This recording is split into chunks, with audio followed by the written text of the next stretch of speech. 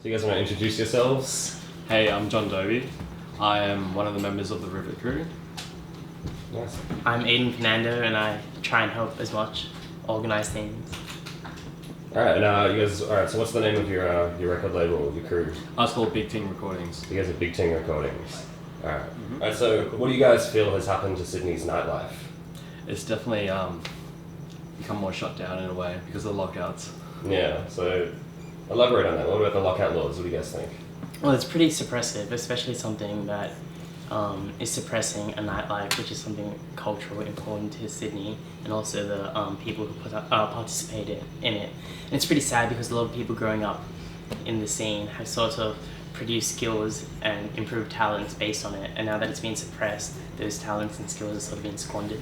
Yeah, exactly. And you look at cities like Japan and New York and stuff like that, they're marketed as 24-hour cities.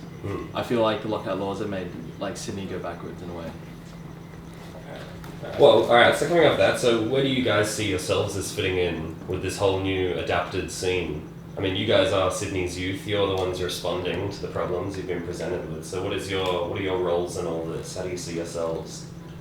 We feel as if we need to like kind of push away from these laws and create our own parties. Because like, if you think about it, you go to a venue, right? You want to break from the music, you want to break for your ears, right? You can't stay in a venue for like 3-4 hours. Like, people need to smoke. I know that's pretty bad, but people need to smoke, people need to rest their ears and go outside. Be more social, like they can't all just have like music blaring at them 24/7 and just like stay inside.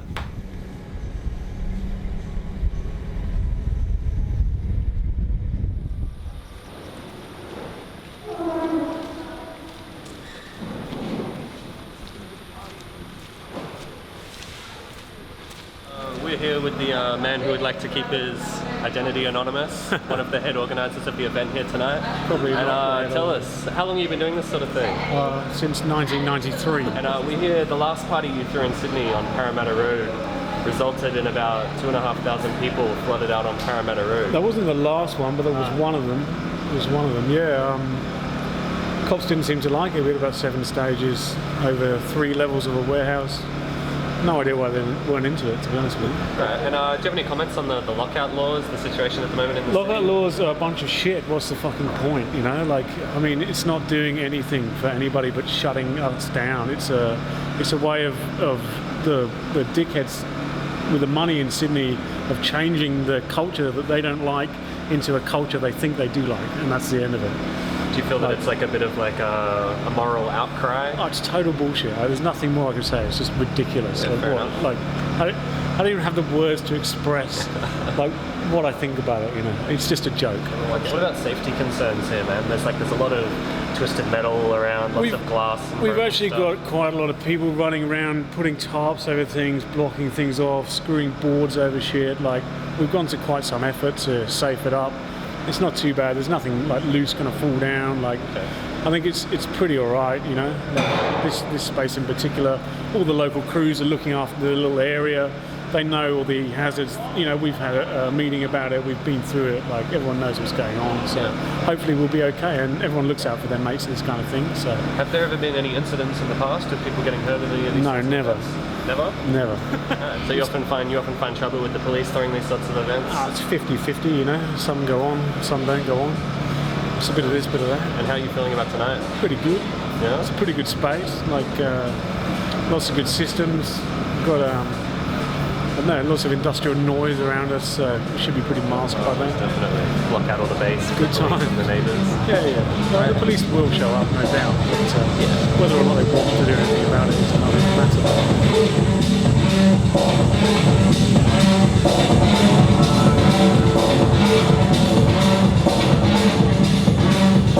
There was always a chance of the police becoming involved. Unfortunately, the New South Wales Public Order and Riot Squad responded at 1:30 a.m. Approximately 100 police officers entered the industrial estate.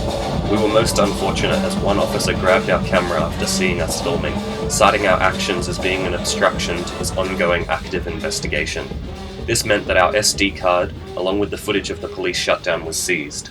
The end result of the evening was 2,200 people being displaced into Banks Meadows industrial lots, 2 police officers being assaulted by partygoers, 1 arrest, which was documented in the photographs, as well as 16 complaints of police brutality being filed. As we've seen, circumstance and conflicting desires have created an interesting, eclectic, and sometimes dangerous party scene here in Sydney.